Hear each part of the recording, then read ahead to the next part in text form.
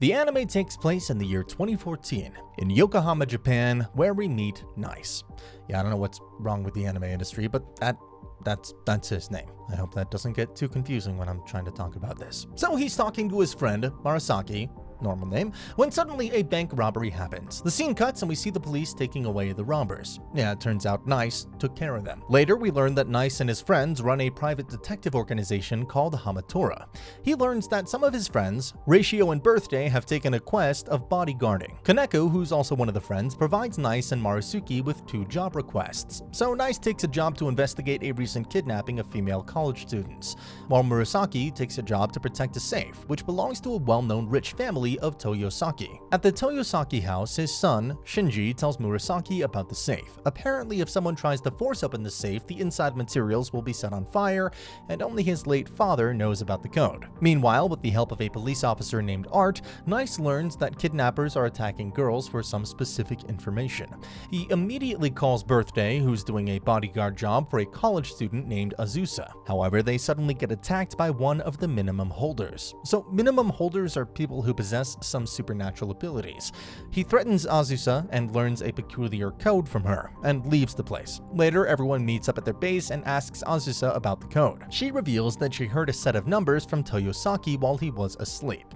Yeah, he was a womanizer. After connecting all the dots, Nice realizes that these 3 cases which they're working on are actually the same. Murasaki explains to Shinji that his father had secret relationships with the college girls, and he unconsciously revealed the codes to one of them. So because of this, those thieves are targeting the college girls which Toyosaki dated. Suddenly, the thieves make their move with the previous minimum holder. Murasaki starts fighting him, while Ratio and Birthday take care of the other members.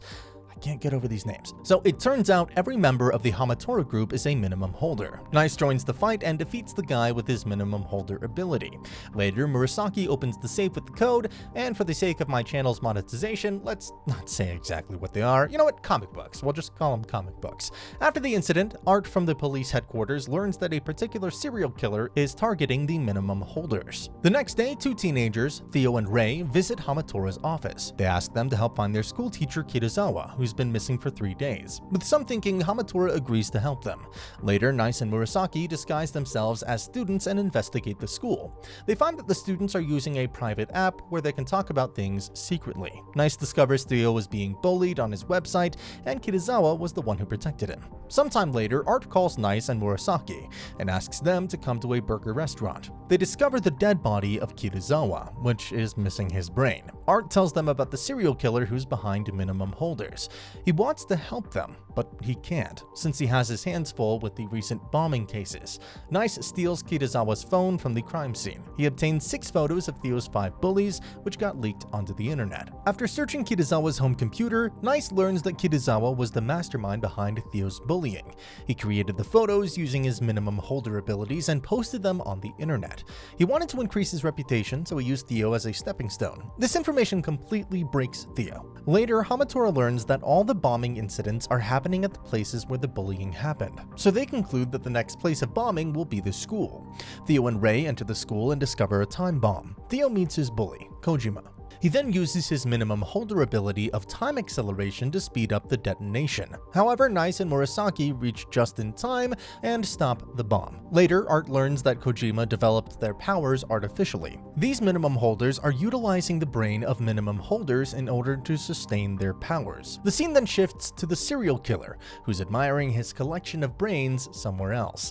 It's definitely starting to get messed up here. A few days later, Shoko Ito from the Organization of Health, Protection, and Equality requests Hamatora to investigate the Facultas Academy. Why? Because he thinks there's some kind of scandal going on. This academy is a training school for minimum holders to develop their abilities. And she also gives Hamatora a good sum of money for this investigation. There's the same academy where Nice and Murasaki learned to control their abilities. In her car, her assistant tells her that her son is probably missing, but she brushes it off, thinking he might be with his friend. Later, Art tracks down the serial killer. Moral, who was a researcher in the Facultas Academy. And let me tell you, he is a little whack. Yeah, I mean, equality and giving powers to the weak and all those things. Moral starts criticizing Art for not having a minimum holder ability, despite the fact that he graduated from Facultas Academy. Yeah, he tries to break him, but Art just leaves and promises to return with an arrest warrant. Meanwhile, a large monstrous creature attacks the city. Murasaki then gets into a fight with the monster. They soon realize that the monster is Ito's son, Takahiro. Art quickly comes to the scene and tries to capture him, but he manages to escape. Art then gets a call from Moral, where he confesses that he gave Takahiro those powers.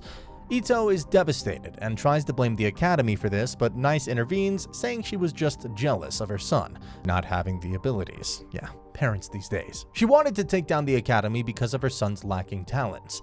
Later, Art manages to corner Takahiro, and Nice takes it down with his abilities. Moral is thrilled seeing Nice and reveals that he's the strongest ability holder. He quickly leaves his research place and burns it down. Art, who was there to arrest Moral, only sees the flames, which have engulfed the mansion. Later, Hamatora helps a commercial agency to film a commercial regarding the incident to conceal Takahiro's mess. Two new minimum holders, Honey and 3, enter the stage, which are here on Art's orders. At the airport, Honey's luggage gets exchanged, and now she's left with a bag full of totems. While figuring out that whole bag situation, Honey gets kidnapped because of the wrong bag. Meanwhile, Art and Gasquet, who is his colleague, investigate some attempted robberies carried out by young children. These children received some shady emails, which let them buy guns online. Art then asks Nice's help for this case. Surprisingly, not the weirdest sentence I've ever said. Now, on the other hand, 3 attacks the kidnapper's car and saves Honey by using his minimum holder ability. They discover that the totem poles actually had gun parts in them. Yeah, it was smuggling. Nice figures out that the gun case is related to one of the trending videos on the internet. He shows them that if they lower the frequency, a secret message about the gun can be heard. The frequency is adjusted so that only children under 15 can hear it, so they decide to go to the uploader's place. However, it turns out that Moral is manipulating the uploader, and as a last resort, he kills him. Honey and 3 track down her briefcase and tell Art about the illegal smuggling. Art quickly asks her to use her ability of foresight to know where the children are going to attack next. After knowing the next attack location, Hamatora and the police manage to capture all the children. The next day, Gasquet and a staff member try to find some clues from the deceased body of Katsuragi. Suddenly, Gasquet attacks the staff. Yeah, something's fishy here. A few days later, a girl named Chiyu, who's a good friend of Birthday and Ratio, gets kidnapped. So as usual, Hamatora gets a job request and Birthday and Ratio get assigned for the job. Let's not go into the details and say that they successfully managed to capture the culprit. Yeah, it was her own manager who kidnapped her, but for some reason he was using the minimum holder ability. He confesses to Hamatora that he got this ability somehow, and doesn't know who gave it to him.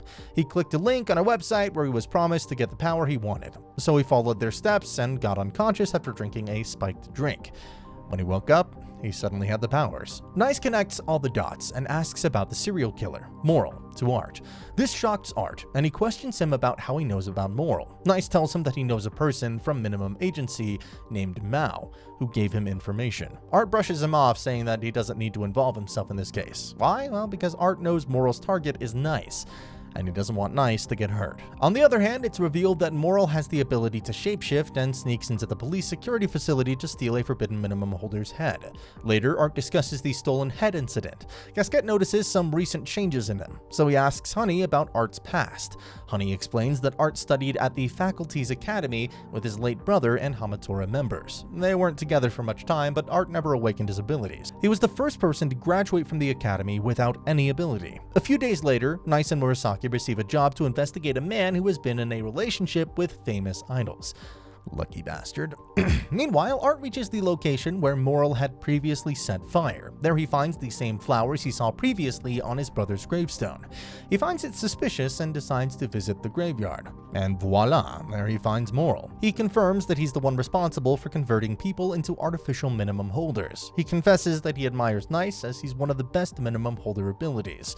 So he intends to make superior minimum holders who can stand on equal footing as Nice. Art tries to stop him, but their fight ends in a bad way and Art gets stabbed. He shows Art that he even has Gasquet's face in his shape-shifting collection. Meanwhile, Nice and others complete their job and he decides to call Art. Art, seeing that Nice is calling, tries to receive it, but gets shot by Moral. He then shapeshifts into Art and answers the call. He tries to act like nothing happened and hangs up the call. However, it's clear that Moral needs to improve his acting skills before he comes face to face with Nice. Apparently, Moral's not working alone, since he's seen with a girl. A few days later, Hamatora decides to take a vacation to Okinawa and spend some days at the beach, playing with a bitter melon. Why? And I don't know, some kind of beach game, I guess. Meanwhile, Moral and Momoka, aka the girl from before, are in the midst of completing their preparation. After the trip, Nice decides to give some souvenirs to Art, but Gasquet informs him that he is busy. So unfortunately, Nice leaves the building. A few days later, Art calls Honey and Three to his office and informs them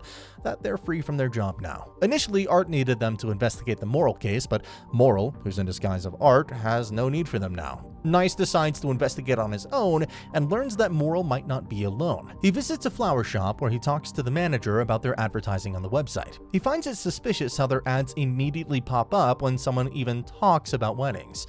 There has to be a hacker skilled enough working in the shop. Momoka, who's the employee there, immediately informs Moral about Nice being suspicious of her. He quickly advises her to avoid meeting him for the time being. A few days later, as Hamatora is busy solving a case, Moral finally initiates his plans. He sends his army of artificial minimum holders to the public.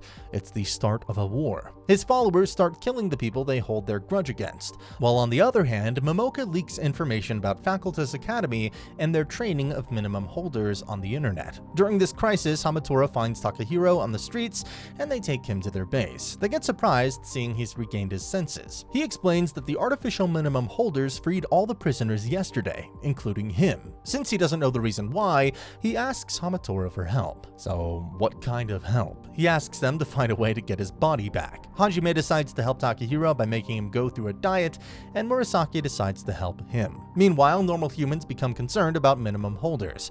In an attempt to cause chaos, Momoka also leaks a list of minimum holders hiding among normal humans. The entire city falls into chaos. Normal humans start fighting some innocent minimum holders, so the minimum holders start operating in groups and fight back. Nice tries to contact Art, but his calls don't go through. He thinks that Art must be angry at him and he might be ignoring him, so he decides to meet him.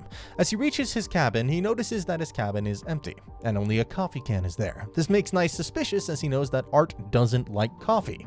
He quickly runs upstairs and finally confronts Moral. Nice and Moral go to their base to have a coffee and talk. His first question, well, come on, isn't that obvious? He asks about Art. Moral shapeshifts into Art, and that answers his question.